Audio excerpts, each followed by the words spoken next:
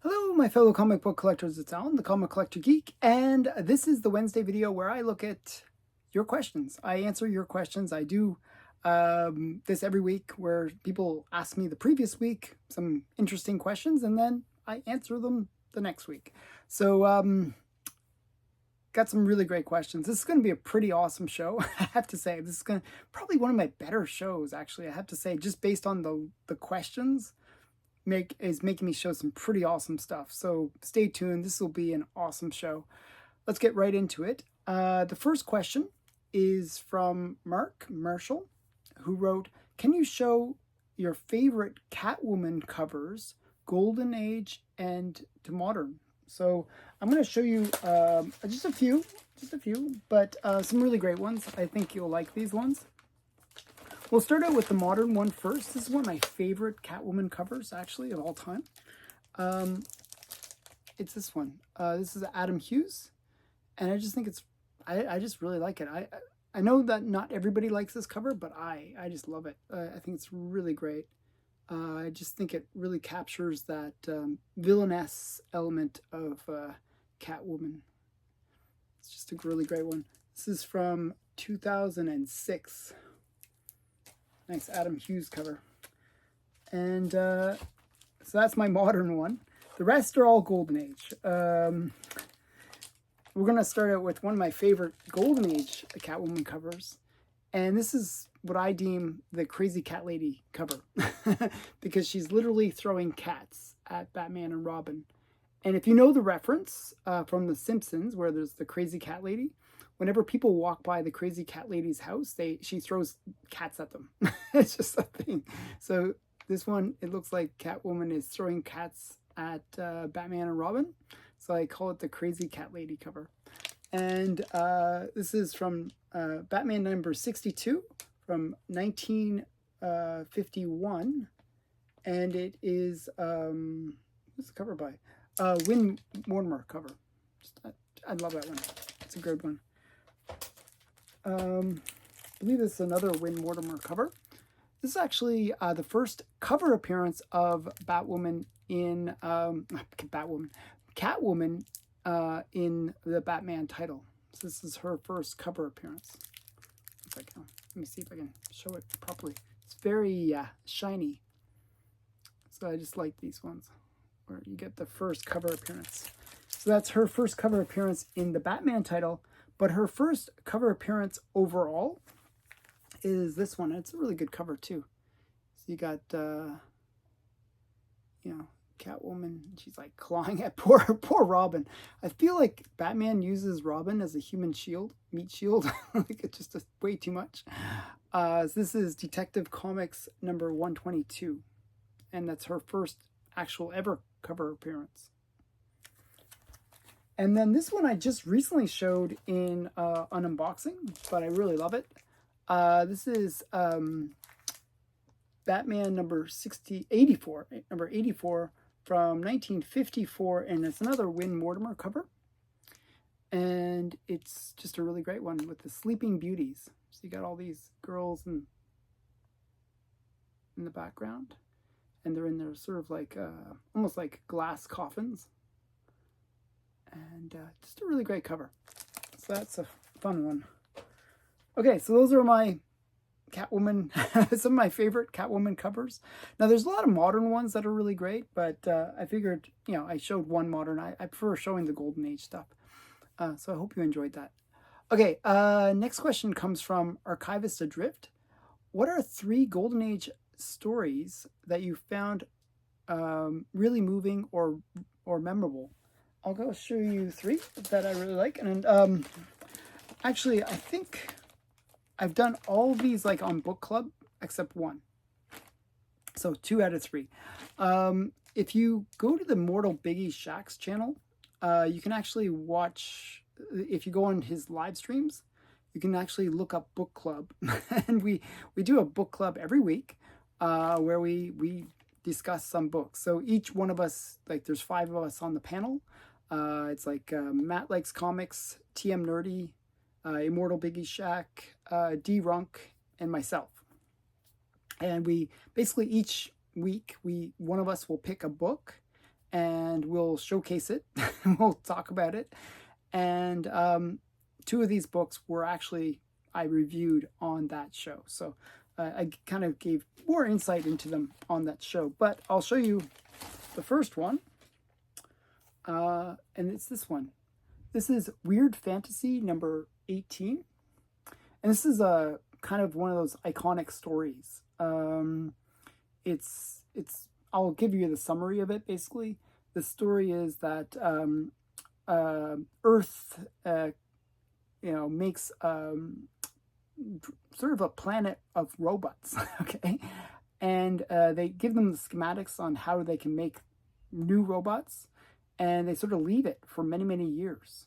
Okay, and they come back to see if how their society has progressed, and to maybe invite them into the intergalactic society of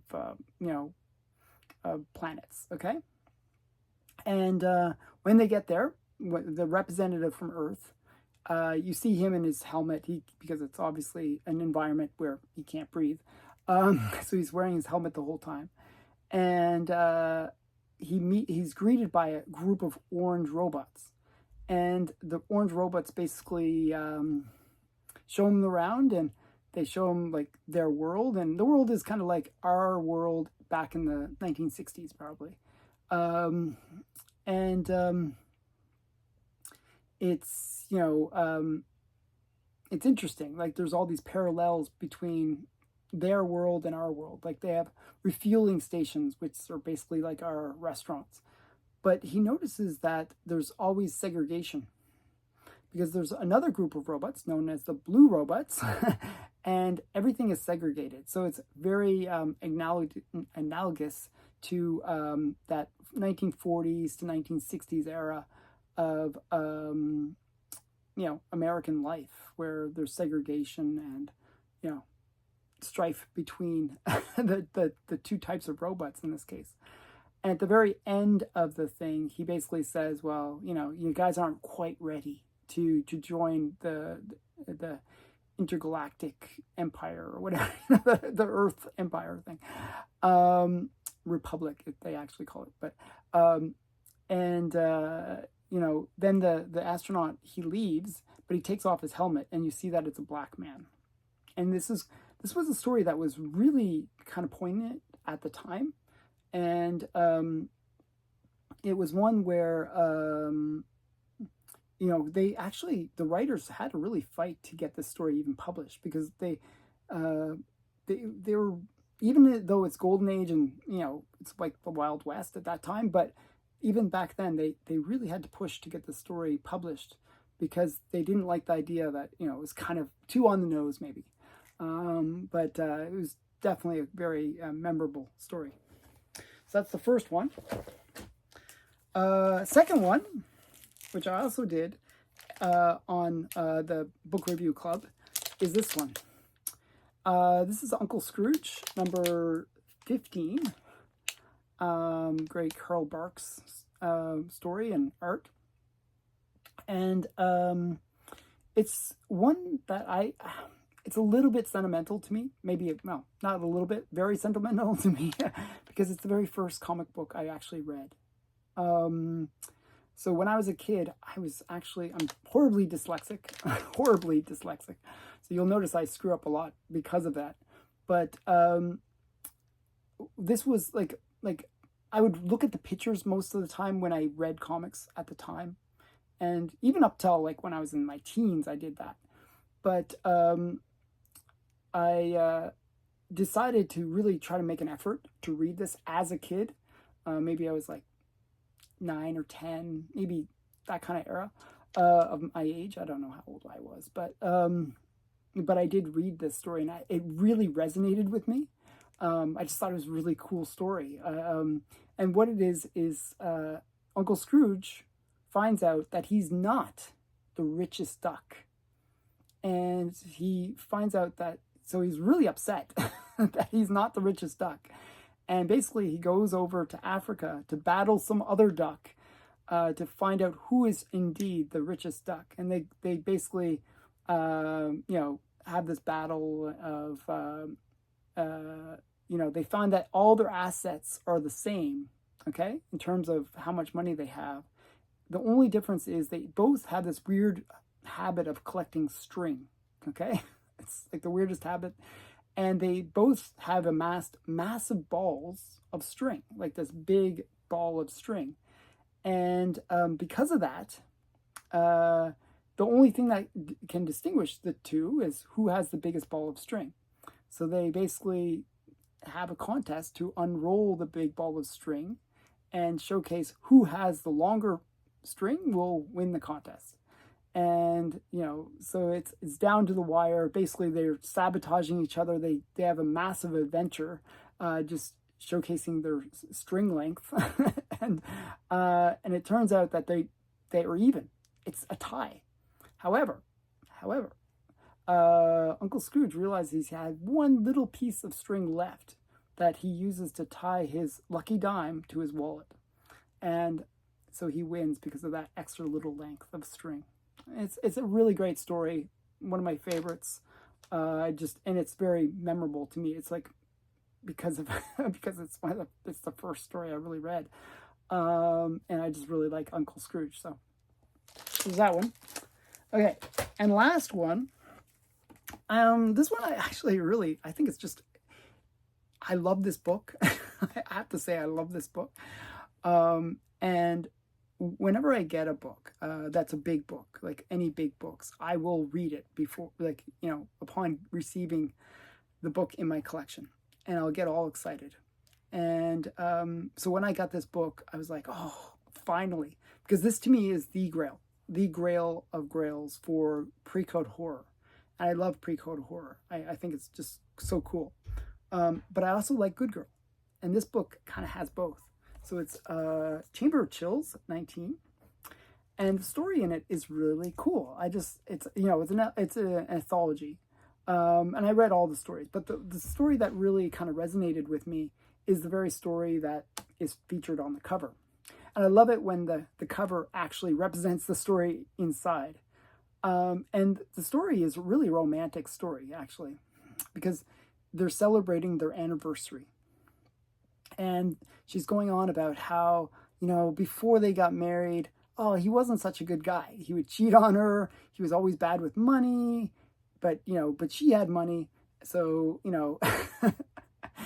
and you could really sense that he was marrying her for her money. Because he was cheating on her and he was just racking up debts. He was doing a whole bunch of things. And basically, by marrying her, it solved his money problems. And you can sense that he was not a good guy. But she's now talking about how great he has become since they got married. And how wonderful. He's like the best husband ever.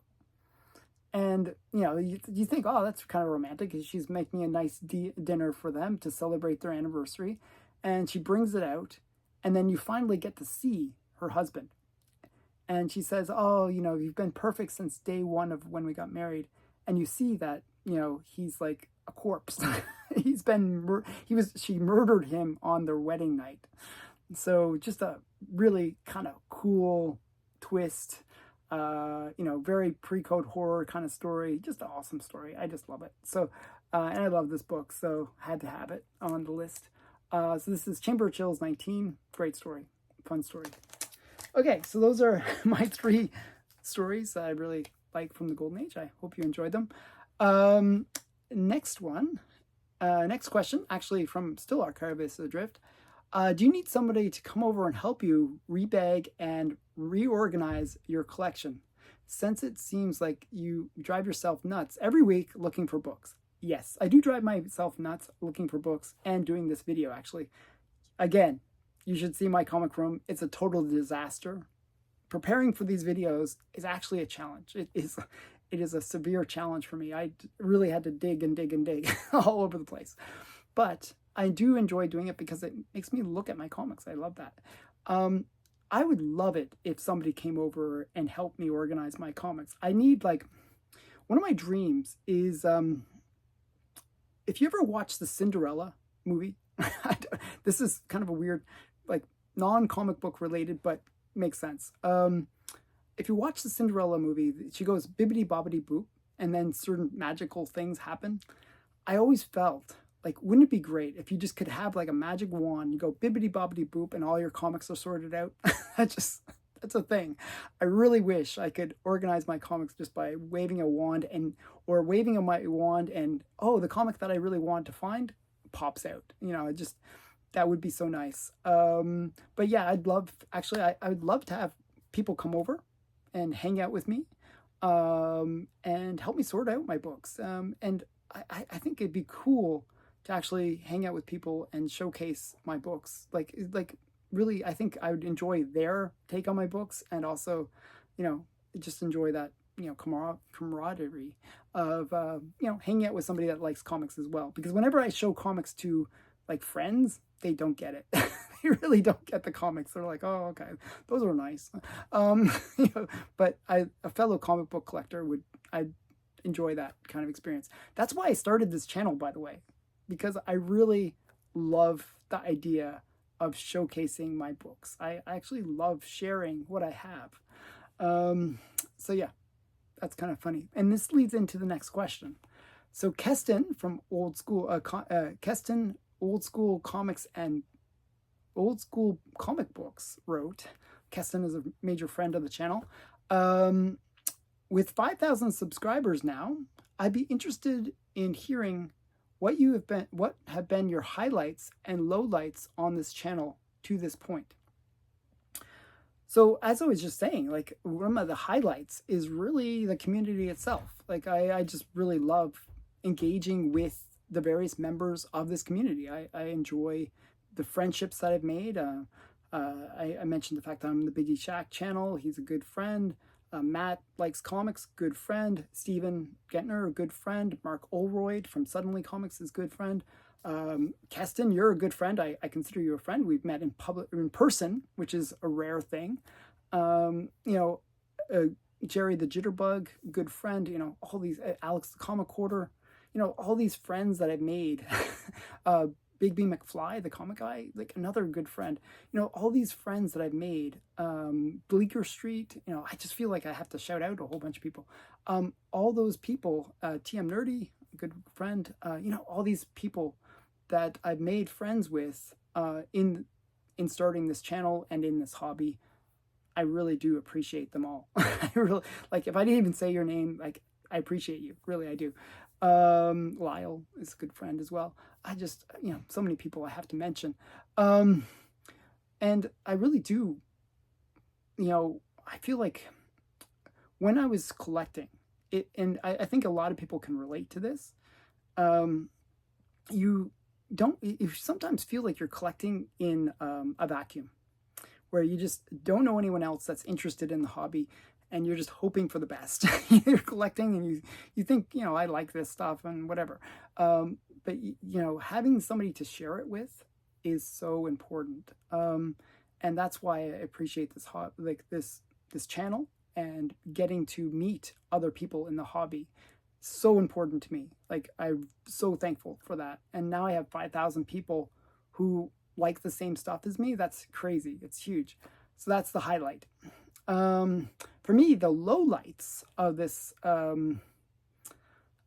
channel is two things. One is I spent way too much money, way too much money, and it does kill me a little bit. Like, all this money that I spent, it kills my bank account. So that has been a low light, when I'm just like, oh man, how am I going to pay these bills? But that's been a low light. Another low light is sometimes I'll say something, and I'll say the truth. I'll say what I know to be factual. And in the current political climate, sometimes that does not go over well. People can't handle the truth.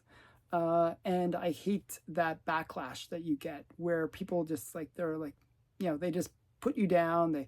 They're very negative. Even YouTube will shadow ban you for not having the right opinion. And that's bogus to me. It really hurt the growth of my channel. I see other channels growing so much faster than mine because they, didn't have that controversy. And I'm controversial sometimes. I actually haven't been for a long time, but sometimes I have been in the past. But that's, that's life. I don't know. I'm not going to change my way. I'm not going to be, politically correct just because I have to be. I want to say I want to say the truth. And that's just the way I am.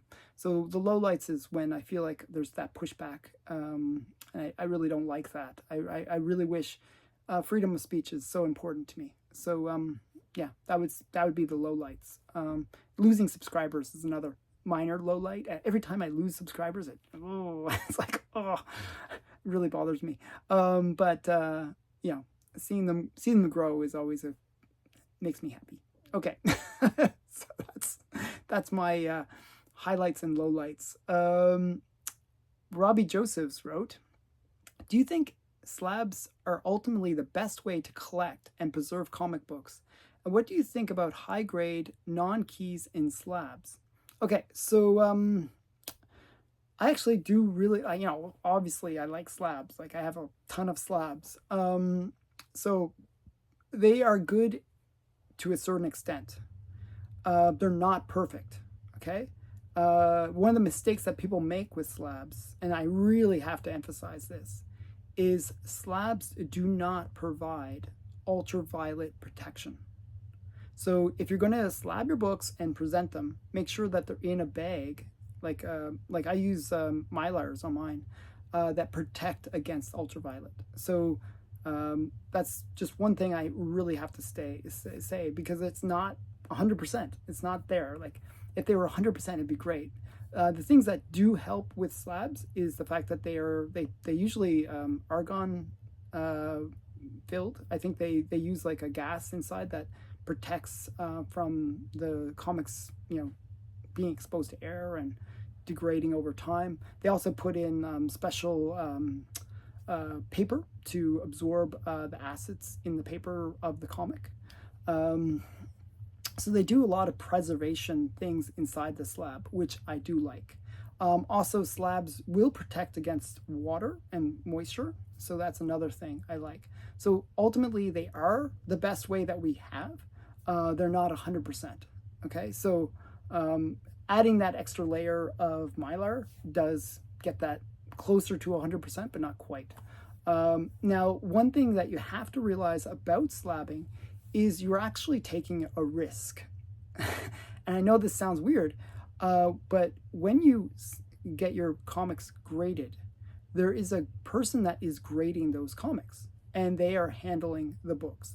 Now, if the book is fragile, they can actually lower the grade of the book by taking it out, opening it up, going through the pages, doing all the things that they need to do in order to grade it. So often you can actually experience damage from the grader. And also when they encapsulate it, there can be damage. I've seen covers get kind of shifted in the slabs. So those are things to be aware of, that they can happen. So it's nothing's perfect. There is no perfect solution.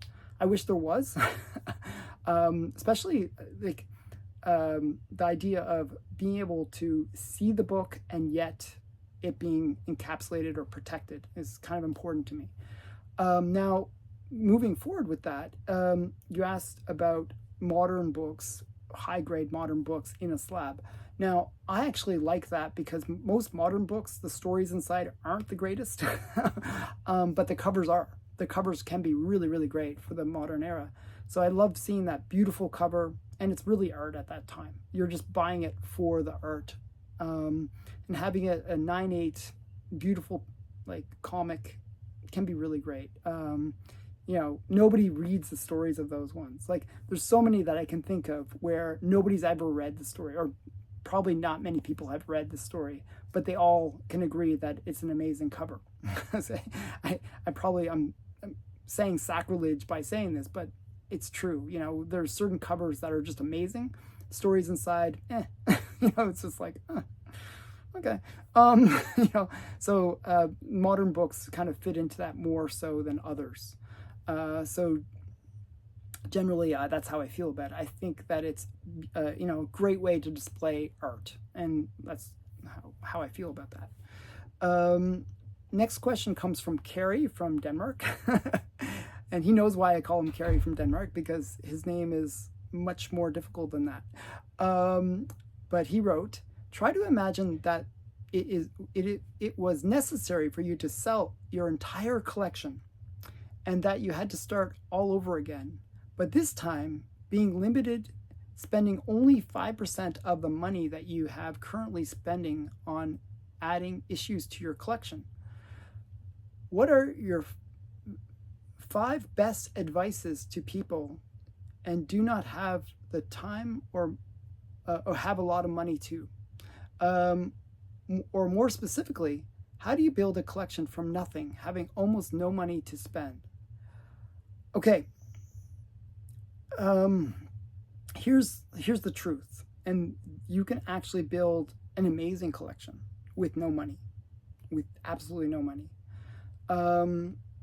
And I wish I had the guts to do this. I don't have the guts to do it. But there are people who basically, they get comics either for free. I mean, often you can get comics for free. And they can be junk comics. They'll be junk comics, generally junk, generally junk. Ask Lyle about this. If you ever watch our Friday show where Lyle's on, he gets amazing collections, sometimes for free. And what it is a lot of the time people are getting rid of their collections. Like the mom, you always hear that story. Oh, my mom threw out my collection. Well, somebody could have picked that collection up. And people like Lyle are the types of people that find those collections. So you can actually do that kind of basic element of finding collections that people are getting rid of. Whenever people move from one place to the next, it's actually hard to move a comic book collection from one city to the next city. A lot of the time people actually just get rid of their collections because they just can't afford to pay that extra shipping cost of bringing their collection with them. I actually heard a crazy story about that just recently when I was visiting Yaniv. Another guy, he picked up an incredible Cerebus collection, like the complete run of Cerebus, all first printing, and he got it for free. So and they're all super high grade. Just wow, craziness. But that's the kind of thing that can happen where people, they just want to get rid of their collection. So what I'm suggesting is looking for those opportunities. You can actually buy collections very affordably, like on Facebook Marketplace, on Kijiji. People are getting rid of their collections, and you can find big collections that way. Now, here's the thing with that. If you are willing to sell comics, that's the problem I have. I don't really have that. I can't part with my comics. I got burned so many times in the past where I feel bad when I've lost those comics. So if you can sell comics, you can basically get these collections very affordably, like 50 cents a comic, or even 20 cents a comic, or 10. I've heard of people getting for 10 cents a comic, and then you basically use that to sell them at $2 a comic or something, where you're making a nice little profit, and then you roll that money back into the collection, find other collections, repeat the process, and just be on that hunt, sell, hunt, sell, hunt, sell. Then you can build a pretty major collection. I deal with Yaniv, who is a really great collector and seller of comics, and he went from just being a teenager to having like Pep 22 or Action 1 or Hulk 1, whatever big book you can imagine, he's had it and he's sold it off. And he's just always flipping books, and he made a living out of it. So my advice is kind of, if you're able to kind of, trade or buy, sell, that's the second part of really building a collection for cheap. Now, if you're kind of more like my style, which is like buying comics and, just buying comics basically, then there's still a way to do it on the cheap. And I do try to do that on the cheap for myself as well. But some of the books that I'm going after are they're really hard to find unless you're willing to spend big money on them. And that's why they command such big money, because they're hard to find. But you can keep your eyes open. And what I mean by that is do what Alex the Comic Hoarder does. He goes to antique stores, he goes to flea markets, he goes to various places where a little bit off the beaten path for comic books, but sometimes have comic books, and will sell them for like really cheap. It's amazing how you can find some really good books in the weirdest places. So having that hunting instinct in you can really help. Estate sales is another way, same idea. So again, not spending much money, but the big thing is being, and to kind of another point, so this would be point number 4 or 3, I don't know, would be patient. Biggest mistake that I whenever I overpay is lack of patience, or getting too excited about an auction. I really want to win it, and I bid that extra bid or extra couple bids, and I overpay. Or even if I don't overpay, I didn't get a deal. When dealers buy comics, what they'll do is they'll buy it up to a certain point. They generally will make that point being under fair market value. And if you take that kind of approach as a collector, you can save big money, because you're never, you say, okay, I'm not going to get this comic this time, and that's fine, because I'm paying too much if I don't get it for the price that I want. So you set your own prices, and then let it go. Let it go if it doesn't match that price. And that's a big thing. That's something that's really hard to do as a collector, but you can save a lot of money. Now, the other thing, this is my next piece of advice. Like, let's say I'm spending about a couple $1,000 per month, and your thing is 5%. Well, 5% of a couple $1,000 per month is about $100. $100. Okay, so I have $100 budget per month. Can't really buy much with $100, but as I said, you can buy some of these collections. You can do all these other tips that I mentioned. But what you do is you pick your battles.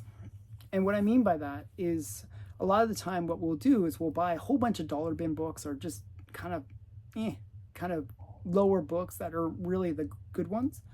But sometimes what you do is you feast and famine, or famine and feast, I should say, where you save up, $100 here, $100 there every month.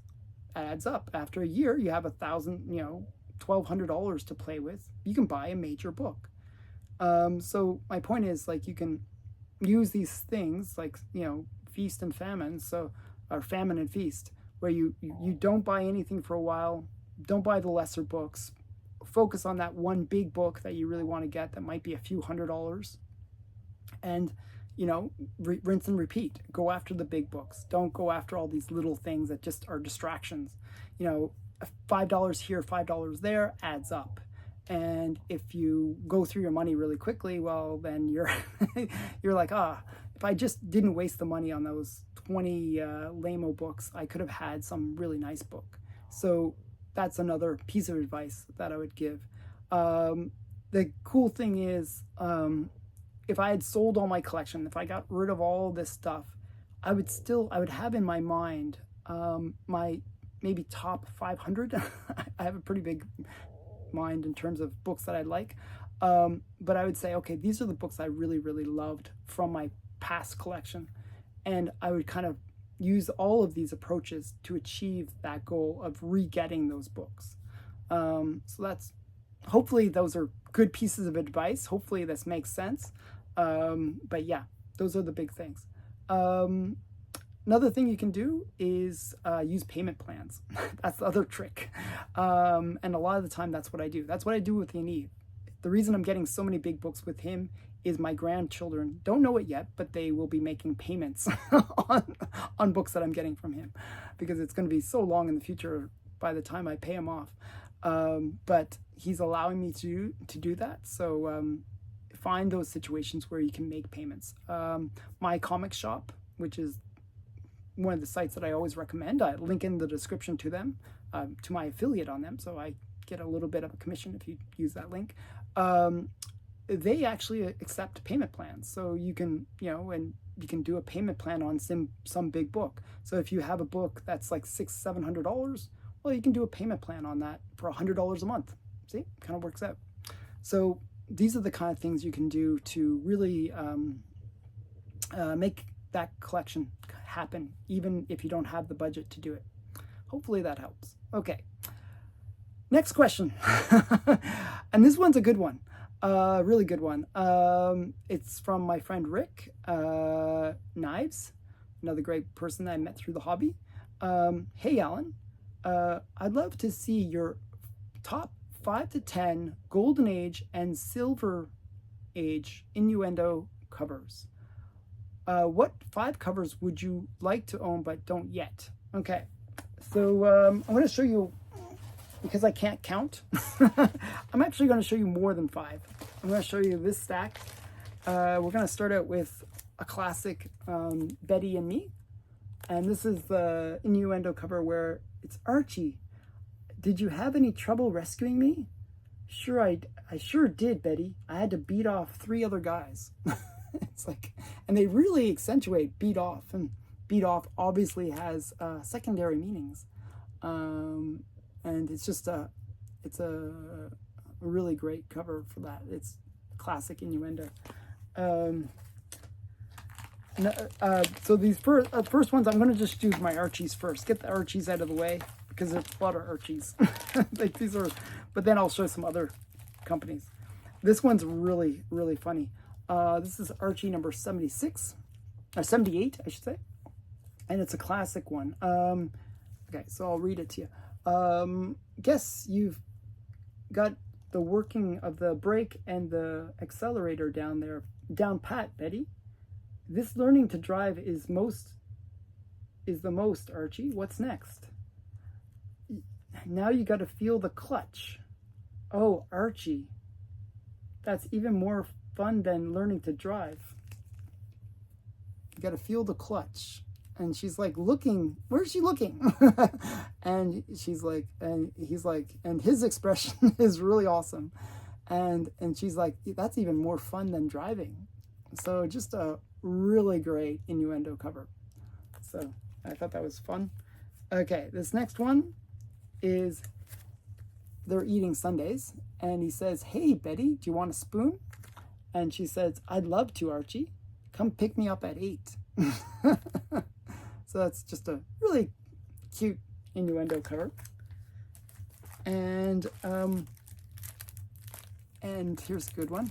Archie, what are you doing in the girls' cooking class? Sampling some of the cookies. So it looks like he's not sampling the cookies. It looks like he's sampling the girls. It's like just another great Innuendo cover. And this one's a funny one, not necessarily Innuendo, but definitely funny. This one is Archie number 83. And it's like, look, Veronica, I promise I won't go out with any boys. I won't go out with anyone but boys while you're away. Now, how about promising me? Okay, so he says, I won't go out with anyone but boys while you're away. And she says, sure, Archie, I promise I won't go out with anyone but boys either. So just, she's just gonna see all the guys. Like, it's just really cute. Okay, so those are my Archie ones. Did I have one more Archie? No. Okay, and these are some other really great Innuendo covers. Obviously, I had to show the Rifleman. I mean, this is just like the Gutwood cover. This is Rifleman number 10. And it's just like, what were they thinking? It's like he's got the log right at the right spot. It's just the way, and they're just looking at each other with this weird kind of look. It's just such a crazy cover. Definitely a crazy Innuendo cover. That's a Silver Age book.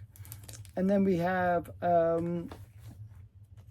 another famous one, and this is actually answers your second question. This is True Life Secrets, and it's the classic one where it's, and what must I do to get those? What must I do to get those? And you know, it's like a pearl necklace. It's just it's just such a crazy suggestive cover. Now there's actually a different variant of this one done by Fox. It's a red cover that I'd like to get. I've been trying to find a copy of it. It's just you know, I'd like to, that's one of the ones I'm missing. I'd really like to get that other Innuendo cover. Okay. And then this is kind of one of those ones where it's suggestive, like prostitution a bit, maybe. Where he's like kind of checking out her butt. It's like, and this is Secret Romances, and it's number 12 from 1953. It's a Canadian comic, Superior, and it's just, you know, she's kind of looking like, I've been told that she's a prostitute, and this is a suggestive cover. So this is, yeah, just a really good one. Why is he kind of driving up on her and checking out her butt? So it's like Secret Romances, just a cool one. And then another secret one is My Secret Marriage. And this one is like, she's like in the window, and she's kind of like doing the come hither look. And you got the other man pulling the, you know, looking from the, across the street into her room. And it's just, you know, suggestive of something. It's kind of a fun one. And the funny thing is, there's actually another version of the same cover from the same company, where it's a little bit more obvious. You got the girl, and she's kind of again the come hither look, and the guy in the window. So I have two versions of the same idea. So yeah, so those are my Innuendo covers. The Archie's ones are a little bit more fun than some of the other ones, but I still like them. I think they're really cool. So next question comes from K. Munin. Since you've mentioned buying an entire collection recently and having your comic room in disarray as a result, has a complete overhaul of your comic book room or collection ever come to mind?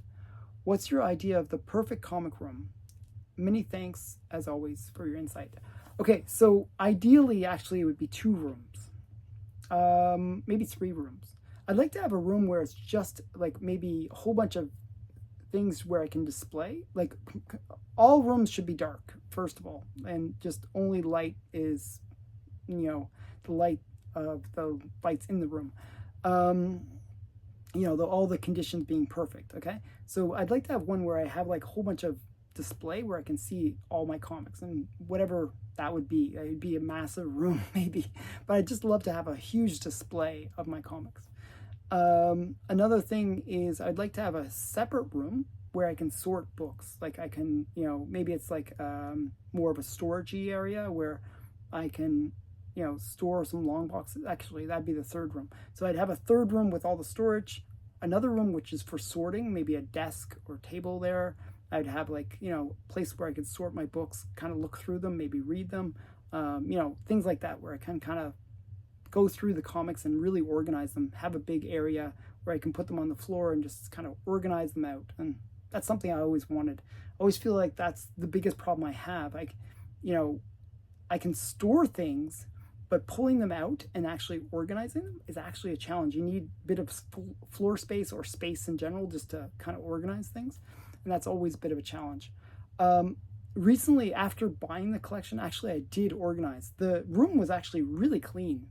I had actually really organized it before this video, and now it's mess again. So it's one of those things that doesn't last. You know, I have it all organized and then it's a mess. Actually, I even cleared up some more space, so I actually have room to grow again. So which is not necessarily a good thing, but I have more organization where I've cleared out some of the space in behind some of these comics so I can put more slabs in.